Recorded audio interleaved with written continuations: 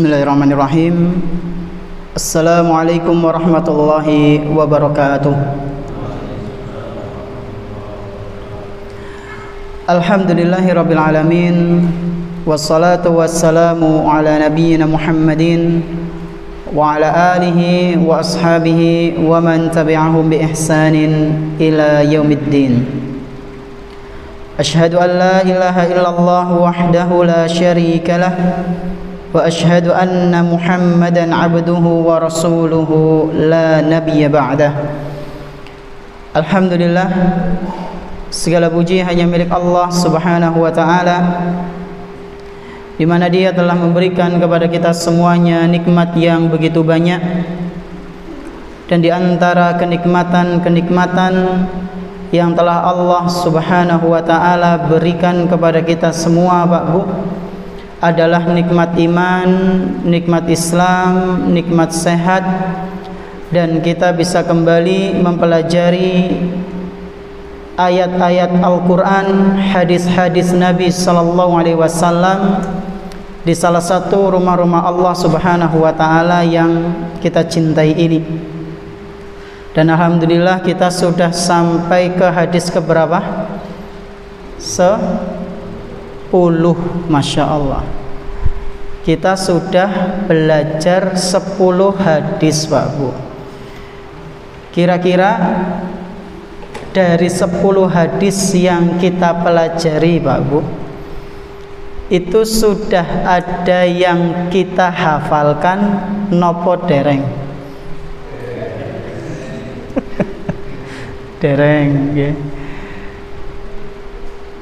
Ya, kalau nggak hafal, kira-kira ada yang hafal makna hadisnya mboten? Nggak hafal hadisnya Ustaz anu Arab, awit mien ora tahu sinau bahasa Arab, ngapalna dadi angel Ustaz. Ya wis, maknane yang pertama kita harus napa? Meluruskan niat, jaga niat. Hadis kedua tentang apa? Kelalen apa? Pengertian iman, Islam, dan ihsan. Ya, itu. Yang ketiga tentang apa? Rukun Islam, nggih.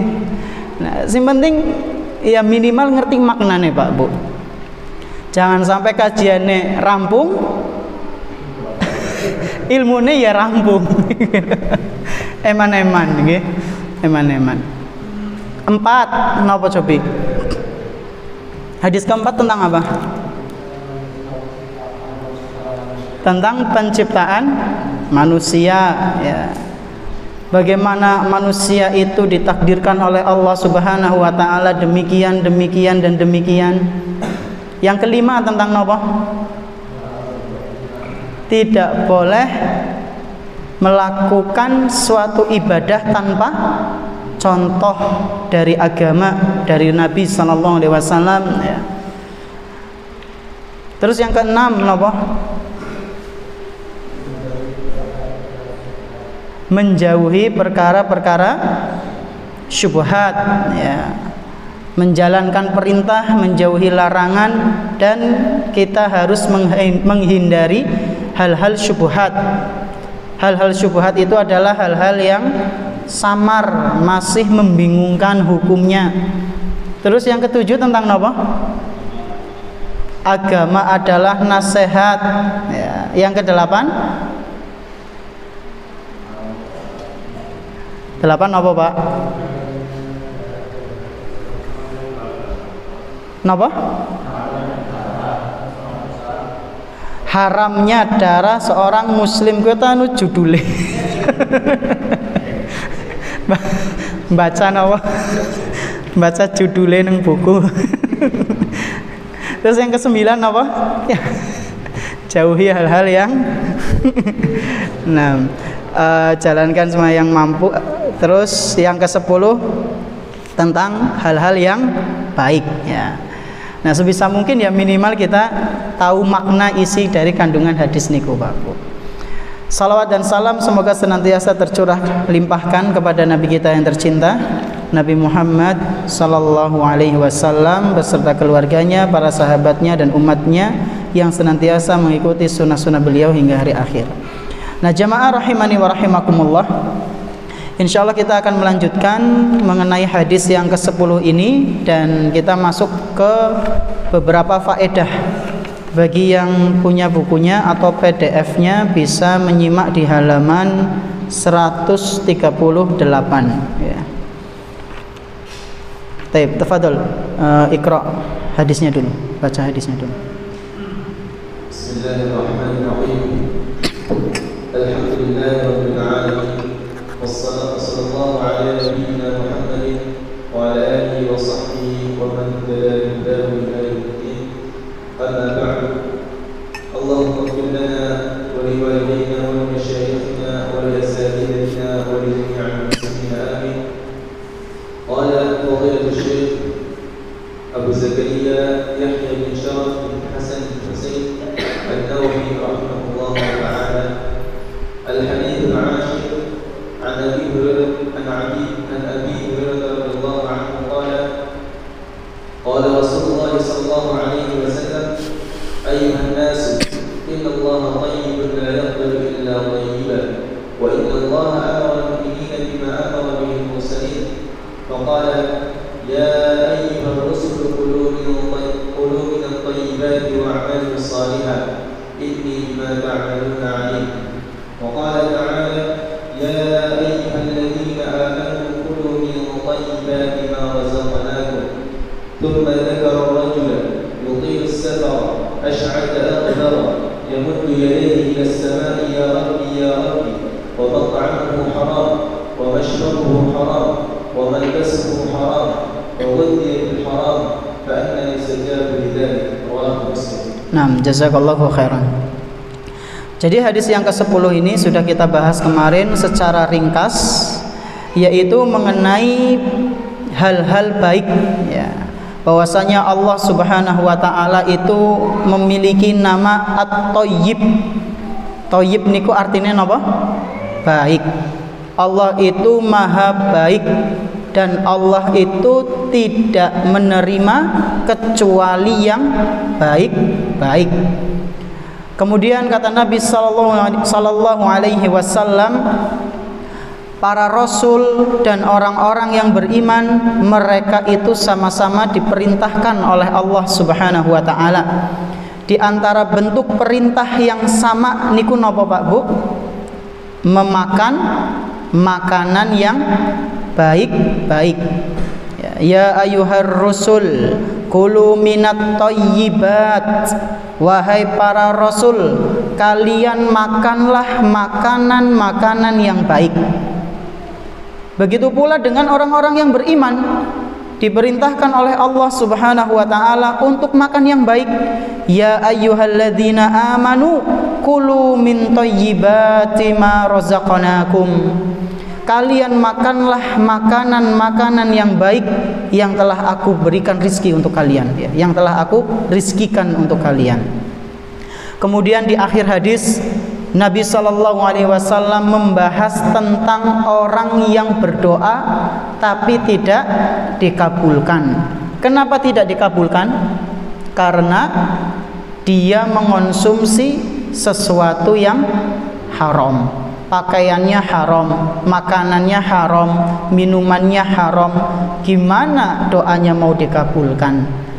Itu kata Nabi sallallahu alaihi wasallam. Nah, insyaallah kita akan membahas beberapa faedah yang dibawakan oleh Syekh Ad-Doktor Shalih bin Fauzan bin Abdullah Al-Fauzan hafizahullahu taala. Tadi di halaman 138. Tafadhal Iqra. قال الشافعي حفظه الله تعالى فدل هذا الحديث على فوائد عظيمة.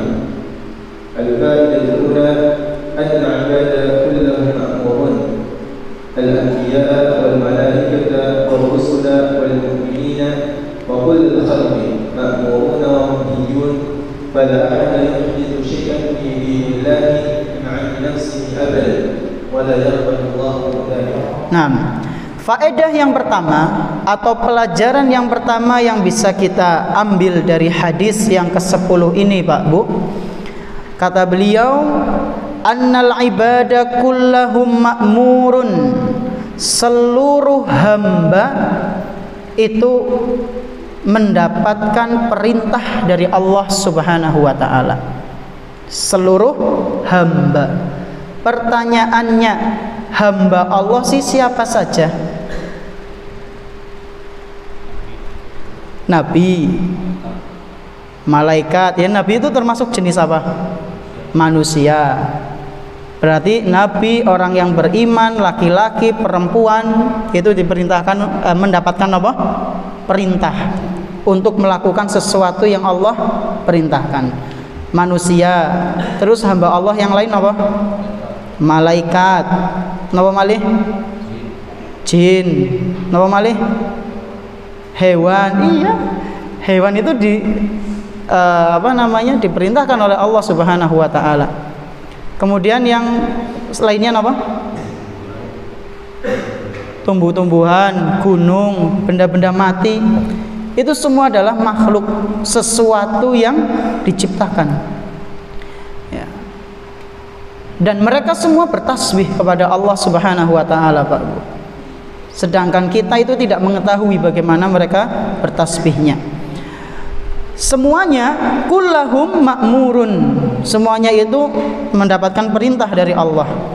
Ma'muruna wa manhiyuna, mereka mendapatkan perintah dari Allah untuk menjalankan ketaatan, mereka juga mendapatkan larangan untuk menjauhi hal-hal yang diharamkan. Fala ahada yuhdisu syai'an fid dinillah, maka enggak boleh, kata Syekh, maka enggak boleh seorang hamba pun, ya, baik itu manusia, hewan, ya, malaikat, jin, atau yang lainnya, enggak boleh satu hamba pun dari hamba-hamba Allah itu membuat sesuatu yang baru dalam agama. Maksudnya adalah membuat ajaran-ajaran atau ibadah-ibadah yang baru. Dan ini sudah kita singgung dulu di hadis yang keberapa? Tak buka disit stat buku nih. Hadis keberapa? Ke-5. Okay. Di hadis ke-5 sudah kita bahas ini tentang larangan membuat sesuatu yang baru dalam masalah agama. Wala yaqbalullahu dzalik. Kenapa kita enggak boleh membuat sesuatu yang baru dalam agama? Karena itu tidak diterima oleh Allah Subhanahu wa taala. Ini faedah yang pertama, bahwasanya semua hamba, semua makhluk yang Allah Subhanahu wa taala ciptakan itu mendapatkan perintah. Manusia sudah jelas perintahnya apa? Untuk mentauhidkan Allah. Kata Allah Subhanahu wa taala, "Wa ma khalaqtul jinna wal insa illa liya'budun." Kata Allah Subhanahu wa taala, tidaklah aku ciptakan jin dan manusia kecuali tujuannya itu untuk beribadah kepadaku. Jadi kita niku Pak Bu diciptakan di dunia ini enggak sia-sia, ada tujuannya. Ya, sebagaimana benda-benda yang ada di sekitar kita, mic digawe ki nggo ngapa? Ya untuk mengeraskan suara. Kipas digawe tujuannya nggo ngapa? Nggo silir-silir. Nek misalnya sumuk. Karpet digawe tujuannya nggih napa? Nggih anget-anget biar duduknya itu nyaman. Masjid dibuat untuk apa? Untuk kumpul sholat jamaah. Jam dibuat untuk apa? Untuk mengingatkan waktu. Masa benda-benda yang seperti ini diciptakan ada tujuannya, sementara manusia nggak ada tujuannya? Ya ora mungkin. Ya, manusia sudah pasti ada tujuannya. Ketika Allah Subhanahu wa taala menciptakan manusia, pasti ada tujuannya. Di antara tujuannya adalah supaya mereka itu mentauhidkan Allah, beribadah hanya kepada Allah Subhanahu wa taala. Ini manusia. Malaikat sih diperintahkan untuk apa? Sama, beribadah, dan tugas mereka beda. Malaikat Jibril tugasnya apa? Ngirim wahyu. Malaikat Mikail napa? Mengatur hujan dan menyuburkan tanaman. Malaikat Israfil napa? Meniup trompet dening trompet singgung sanes trompet apa? Sang kakala. Ya, trompet lah. Ya, trompet dalam tanda kutip nggih. Sang kakala yang sekali tiupan itu memekakan telinga, Pak Bu. Ya. Kemudian kalau malaikat pencabut nyawa tugasnya apa? Ia mencabut nyawa, jenenge malaikatul maut ya. Jadi penamaan Izrail ya. Kita dulu SD belajarnya kan apa? Izrail. Jadi nama Izrail itu wallahu alam bisawab, kami belum mengetahui riwayat yang menyebutkan. Adapun dalam Al-Qur'an itu seringnya Allah menyebutkan malakul maut ya. Jadi malaikat pencabut nyawa namanya adalah malaikat maut. Contohnya di surat As-Sajdah, Kul yatawaffakum malakul mautil ladzi wukkila bikum. Ya, katakanlah yang akan mencabut nyawamu itu, yang akan mencabut nyawa kalian itu adalah malaikat maut yang sudah diutus untuk kalian. Ya. Jadi kalau kita mau kabur kemanapun, malaikat maut itu pasti akan datang ya, suatu saat nanti. Cuma kita nggak tahu kapan. Ya, makanya harus selalu bersiap-siap. Dan tugas-tugas yang lain, ada juga para malaikat yang memikul arsy-Nya Allah. Ada juga malaikat pencatat amal kebaikan maupun amal keburukan. Ini tugas para malaikat.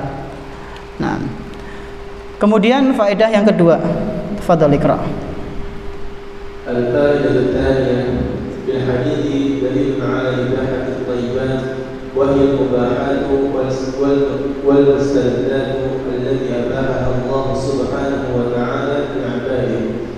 Fala ya'ti ahad wa yaqul wa min al-'ibadati wa yaqulu min al-'ibadati ترك المباحات وحرمان النفس نقول له هذا ليس عبادة لله عز وجل فإن الرسول صلى الله عليه وسلم كان يأكل من الطيبات والمستلذات والفواكه واللحوم وكان يتزوج النساء وكان ينام وكان يأخذ ما أباحه الله له ويترك ما نهاه الله عنه. Faedah yang kedua, fil hadisi dalilun ala ibahati thayyibat. Hadis ini adalah dalil yang menunjukkan bolehnya kita mengonsumsi hal-hal yang mubah. Hal-hal yang mubah kemarin sudah kita bahas, napa mawon? Nasi mubah. Terus napa malih? Ya, saking akeh jadi bingung nggih. Air putih, ya, buah-buahan disebutkan deh. Fawakih, al-luhum, ya, buah-buahan, anggurnya, jeruknya, apelnya, pisangnya, itu mubah, boleh, halal, ya. Luhum, daging unta, daging sapi, daging ayam, daging kelinci, ya. Maka boleh, karena ada kaidah yang mengatakan al-aslu fil asya ibahatun. Segala sesuatu itu hukum asalnya adalah boleh. Sampai kapan? Sampai ada dalil yang mengharamkannya.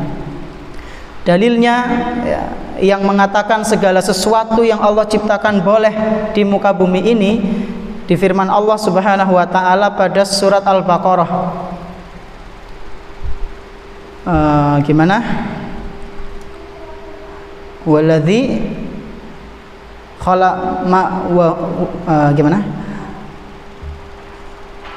khalaqalakum ma fil ardi jami'an. Pertamanya gimana saja? Huwaladzi atau huwa? Huwaladzi khalaqalakum ma fil ardi jami'an.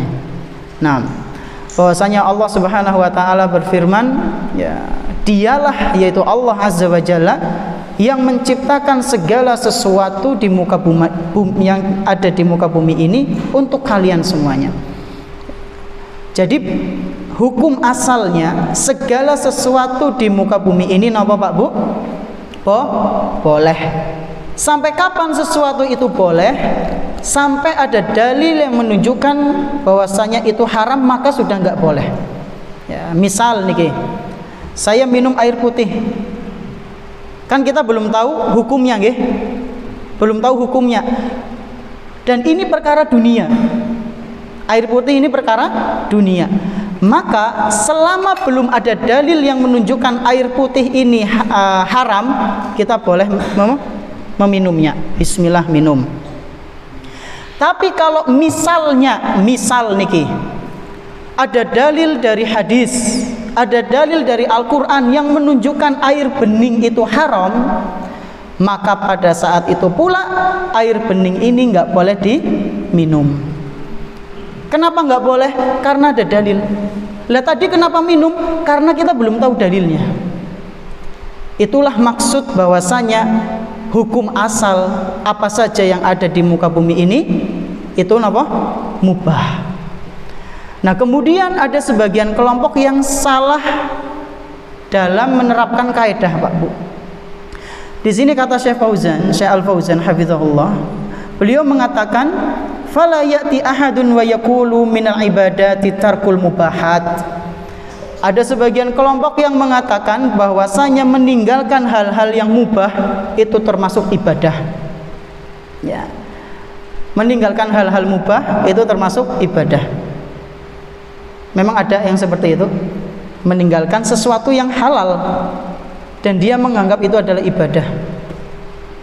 Wonten kelompok seperti itu? Ada. Ya. Di antaranya sebagian kaum sufi. Ya, sebagian kaum sufi mereka itu meninggalkan makanan-makanan yang terlalu lezat katanya. Semisal daging itu kan enak, ya. Buah-buahan yang ya. Itu mereka meninggalkannya. Tujuannya apa? Katanya supaya menjaga kesucian jiwa. Ini nuwun sewu, mirip kayak sebagian orang Nasrani. Ya. Saya itu punya saudara dari Bude, qadarullah masih Nasrani. Anaknya pendeta besar di Kalimantan. Ya. Sampai sekarang belum nikah, Pak Bu. Dan kalau makan itu pilah-pilih, jangan ini, jangan itu. Padahal itu sebenarnya mubah di agamanya dia. Dan nggak menikahnya itu juga di antara ajaran mereka kan, kalau pendeta itu nggak boleh nikah, gitu, supaya nggak, ya biar menjaga kesuciannya, supaya nggak ya terlena katanya. Nah, ajaran-ajaran seperti ini ternyata dikonsumsi juga oleh sebagian saudara kita yang ya zahirnya muslim, ya. Makanya kita harus berhati-hati ketika memilih pengajian. Yang namanya ibadah itu hukum asalnya adalah haram. Beda dengan sesuatu yang ada di muka bumi tadi. Kalau tadi kaidahnya napa? Segala sesuatu di muka bumi ini aslinya napa? Mubah. Kapan jadi haram? Kalau ada dalil yang menunjukkan ini haram. Beda dengan agama. Agama itu aslinya haram. Kapan nggak jadi haram? Ketika ada dalil yang menunjukkan ini nggak haram. Contohnya gimana, Ustaz? Contohnya, misal belum ada dalil tata cara bagaimana ibadah kepada Allah, ya, maka nggak boleh kita melakukan sekepenake dewek. Nyong pengen mendekatkan diri kepada Allah, caranya kepriwe? Tepuk tangan, siul-siul, ya, kemudian baca-baca apa. Maka kita katakan nggak boleh seperti ini loh. Kenapa? Karena belum ada ajarannya. Terus gimana cara kita beribadah kepada Allah? Ya nanti nunggu wahyu turun. Misal niki di zamannya Rasul, maka misalnya turun, misal niki nggih, permisalan untuk memudahkan, Allah Subhanahu wa taala turunkan wahyu perintah salat misal. Ya, maka kita beribadah kepada Allah dengan cara salat. Salat gimana? Ya salat gerakannya dicontohkan oleh Rasul. Nah, itu caranya.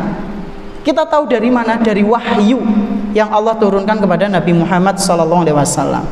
Jadi Pak Bu, kalau misalnya ada orang beribadah, lalu beribadah itu adalah ibadah yang kayaknya nggak ada contohnya dari Nabi, maka kita berhak menanyakan ini dalilnya apa? Ada contoh dari Al-Quran atau hadis atau tidak? Ya.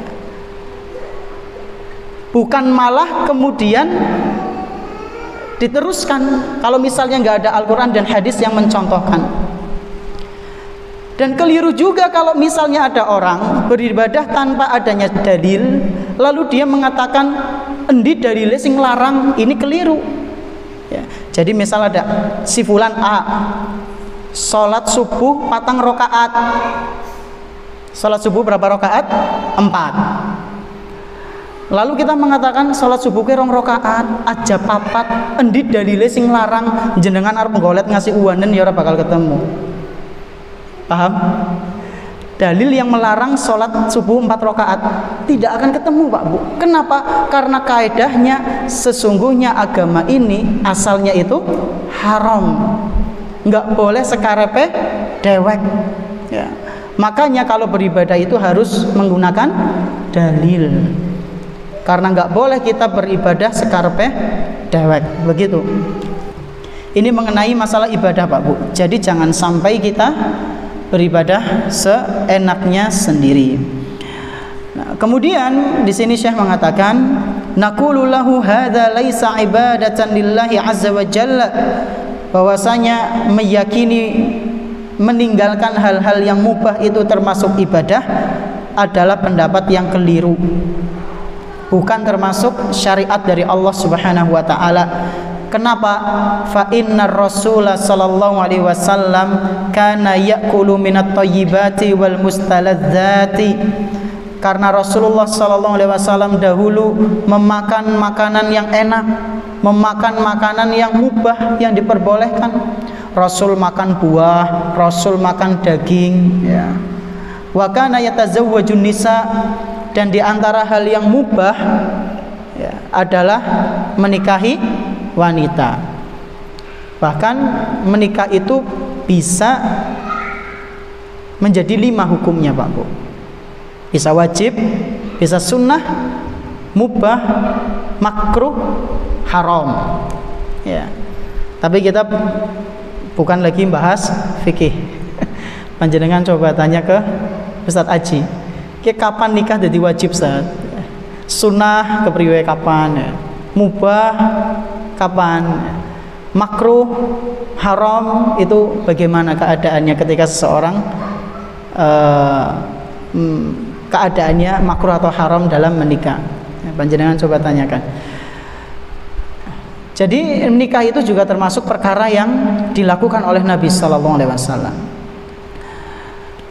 Diriwayatkan dari Anas bin Malik radhiyallahu anhu bahwasanya pernah suatu hari ada 3 orang Pak Bu. Dia itu bertanya kepada Aisyah radhiyallahu anha tentang bagaimana kebiasaan Nabi di rumah, tentang bagaimana ibadahnya Nabi di rumah. Maka dijelaskan Nabi ini beribadahnya seperti ini, seperti ini, seperti ini. Lalu setelah mendapatkan jawaban seperti itu, 3 orang ini berazam pengen bisa lebih dari Nabi Sallallahu Alaihi Wasallam. Yang pertama mengatakan, saya akan sholat malam terus, gak tidur. Yang kedua mengatakan, saya akan puasa terus, gak buka. Yang ketiga mengatakan, aku akan fokus ibadah, gak nikahi wanita. Kayaknya jos banget mboten? Jos banget mboten? Jos banget. Sholat malam terus Pak Bu, puasa terus, ora buka-buka. Kan kayaknya jos banget.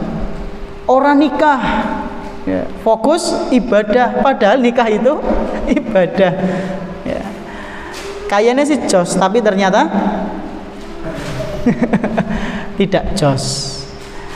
Ketika kabar itu sampai kepada Nabi Sallallahu Alaihi Wasallam, maka beliau mengatakan, siapa orang-orang tadi yang mengatakan katanya mau sholat malam terus, nggak tidur, puasa terus, nggak buka, dan nggak mau nikahi wanita. Padahal aku, kata Nabi Sallallahu Alaihi Wasallam, aku sholat malam dan aku tidur, aku puasa dan aku buka, dan aku juga menikahi wanita. Setelah itu Nabi Sallallahu Alaihi Wasallam mengancam, man raghiba an sunnati falaisa minni, barang siapa yang membenci sunnahku, maka dia bukan termasuk dari golonganku. Berarti kalau ada orang kok mengharamkan sesuatu yang sudah dihalalkan oleh syariat Pak Bu, dia terancam ditolak dari umatnya Nabi Muhammad SAW. Maka kita harus berhati-hati ketika akan menghalalkan sesuatu atau mengharamkan sesuatu. Jangan sampai sembarangan. Kemudian baca fafihi raddu. Fafihi ar-raddu 'ala man yaz'umu anna as-suhda huwa tarku at-thayyibat, bal as-suhdu huwa tarku al-haram, wa tarku umuri al-ashya'i allati la yahtaju al-insan ilayha. أما الذي يحتاجه الإنسان فهذا تركه ليس من الزهد، وليس الزهد حرمان النفس مما أباح الله لها. Nah, jadi Pak Bu, rahimani wa rahimakumullah, sebagian orang itu ketika meninggalkan hal-hal yang mubah, mereka itu beranggapan saya sedang zuhud. Saya sedang zuhud. Kenapa kamu nggak makan ayam chicken enak ini loh? Oralah, nyong lagi zuhud. Kenapa kamu nggak beli baju baru? Baju kamu sudah pating, rompang ramping, ya. Si jitok maning, dan nuwun sewu wis mambu tuku sing anyar. Oralah, nyong lagi zuhud. Ya. Kenapa kok kamu tidak memakai sandal? Padahal kan jalanan di depan rumah kamu itu kurang layak misal. Oralah, nyong lagi zuhud. Apakah praktek zuhud itu seperti itu Pak Bu? Apakah seperti itu? Jawabannya adalah keliru. Zuhud itu bukan meninggalkan sesuatu yang diperbolehkan. Terus zuhud itu bagaimana? Kata beliau, az-zuhdu huwa tarkul haram. Ini yang paling utama. Zuhud itu adalah meninggalkan hal-hal haram. Kalau panjenengan sudah meninggalkan yang haram, maka panjenengan sudah melakukan zuhud yang paling utama itu. Jangan sampai keliru meninggalkan hal-hal yang mubah tapi malah ngelakukan sing haram, sampai menterlantarkan anak istri ya. Maka yang seperti ini keliru. Kemudian yang kedua ya, praktek zuhud yang benar kata Syekh Fauzan adalah tarku fudulil asya'il lati la yahtajul insanu ilaiha, meninggalkan sesuatu yang memang enggak dibutuhkan. Meninggalkan sesuatu yang memang tidak dibutuhkan. Berarti kalau sudah punya ya sudah, nggak usah nambah. Motor masih bagus, Masya Allah, dan yang make cuma 2 atau 3, ya udah nggak usah beli lagi. Nanti ujung-ujungnya kalau beli cuma buat pajangan, ya, cuma buat kelangenan, ya. Kelangenan itu apa? Iya, nggo seneng-seneng pandang, itu namanya kurang, ya, kurang tepat. Dikatakan apa? Kurang zuhud itu. Ya, jadi zuhud bukan seperti itu. Zuhud itu adalah meninggalkan sesuatu yang berlebihan, ya, yang mana dia sudah memiliki kebutuhan tersebut dan tidak membelinya lagi, tidak ingin memilikinya lagi. Dan kita harus membedakan, Pak Bu, antara kebutuhan dan keinginan. Ya. Kadang orang itu salah dalam menerapkan antara kebutuhan dan keinginan. Padahal tidak setiap keinginan itu adalah sesuatu yang kita butuhkan. Ya. Tidak mesti sesuatu yang kita inginkan itu adalah kebutuhan kita. Ya. Maka kita harus teliti ketika ingin menerapkan sifat zuhud ini. Dan orang yang zuhud itu, Pak Bu, kata Nabi sallallahu alaihi wasallam, tidak ada pada dirinya kebaikan kecuali orang-orang akan menyanjungnya. Ya. Dalam artian apa? Orang yang zuhud pasti akan disanjung oleh manusia. Ya, orang yang zuhud pasti akan dicintai oleh manusia. Terus ini faedah yang kedua. Kemudian kita masuk ke faedah yang ketiga. Fadhal.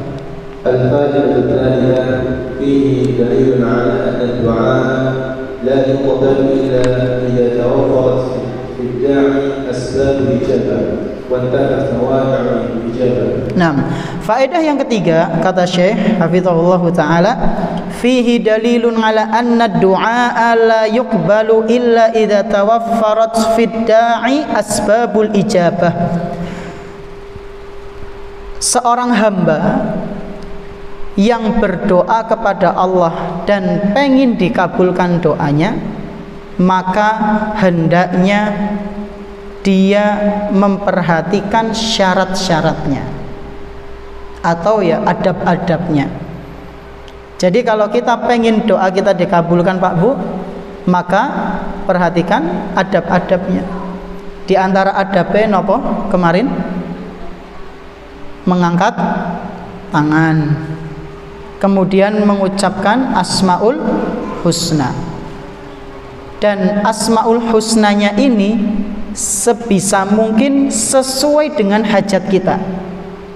Contohnya gimana, Ustaz? Contohnya panjenengan pengen diampuni dosa-dosanya, maka menyebut nama Allah napa? Napa? Allah Maha Pengampun, napa? Al-Ghafur, At-Tawwab, ya. Jadi yang sesuai. Panjenengan pengen disayangi sama Allah, Ar-Rahman, Ar-Rahim. Kita pengen mendapatkan apa yang kita inginkan, bagaimana? Ya qadiyal hajah, ya.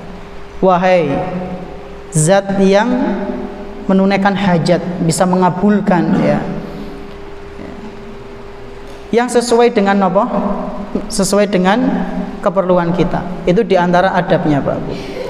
Jadi keliru kalau misalnya menyebut nama Allah A, B, C ternyata beda dengan permintaan kita, kurang tepat, ya. Kemudian diantara adabnya adalah menghadap ke kiblat dalam keadaan suci. Ini adab. Jadi kalaupun misalnya tidak melakukan seperti itu, maka ya tidak mengapa. Cuma itu lebih afdol dan lebih membuat doa kita itu mustajab. Contoh lainnya apa? Dalam keadaan safar atau ketika azan dan iqamah, ya. Ketika waktu sore hujan, ya. Karena pada saat itu pintu langit dibuka oleh Allah Subhanahu wa taala. Wantafat mawani'ul ijabah. Dan adab yang lain adalah kita tidak memiliki penghalang-penghalang yang bisa membuat doa kita terkabulkan. Contohnya apa? Contohnya ya kemarin, mengonsumsi hal-hal yang haram, karena itu bisa membuat doa kita terhalang. Ya. Kemudian faedah yang terakhir, yang keempat. الفائدة الرابعة وفيه دليل على أن الحرام يفسد البدن لأنه يغذي تغذية خبيثة فهو يفسد البدن من الناحية المعنوية ومن الناحية الحسية أيضا فإن هذه المحرمات فيها أضرار وأمراض جسمية والله سبحانه ما حرمها إلا لأن فيها ضررا انظر مثلا إلى الميتة فقد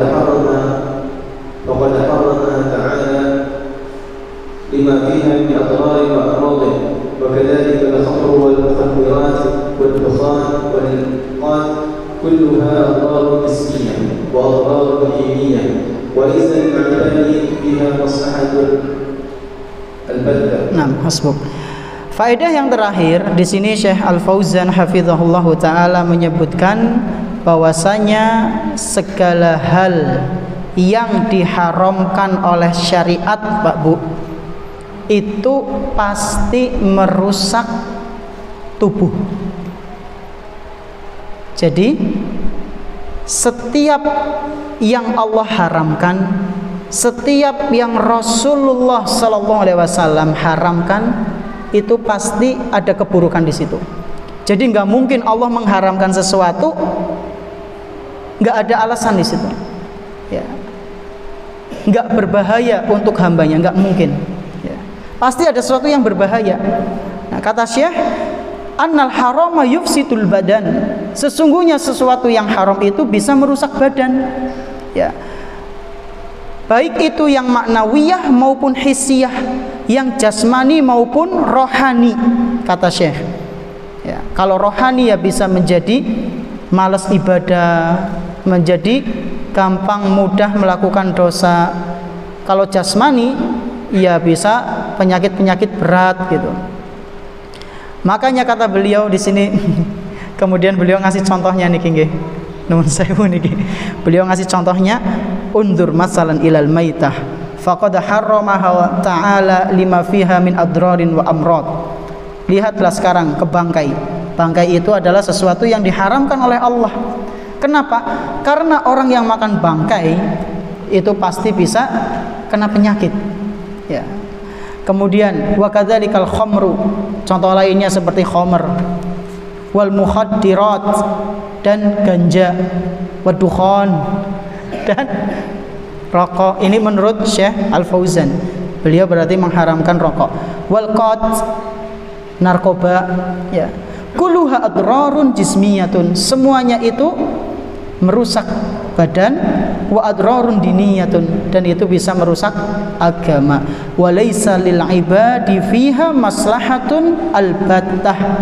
Semua itu enggak ada kebaikan pada diri seseorang. Oleh karena itu sebaik mungkin kita meninggalkan apa yang tadi disebutkan oleh Syekh, yaitu sesuatu yang diharamkan, sesuatu yang bisa merusak tubuh kita. Ya, kalau misalnya nggak bisa langsung meninggalkan, pelan-pelan, insya Allah ya suatu saat pasti Allah akan memudahkan. Sudah banyak bukti yang terlihat dari orang-orang lain, ya, yang mana mereka berusaha meninggalkan sesuatu yang buruk, Allah akan ganti dengan sesuatu yang baik, itu pasti. Mungkin ini yang bisa kami sampaikan mengenai faedah-faedah dari hadis yang ke-10. Ada 4 tadi. Semoga yang sedikit ini bermanfaat. Terima kasih atas perhatiannya. Kita tutup dengan doa kafaratul majlis. Subhanakallahumma bihamdik asyhadu an la ilaha illa anta astaghfiruka wa atubu ilaik. Wassalamualaikum warahmatullahi wabarakatuh.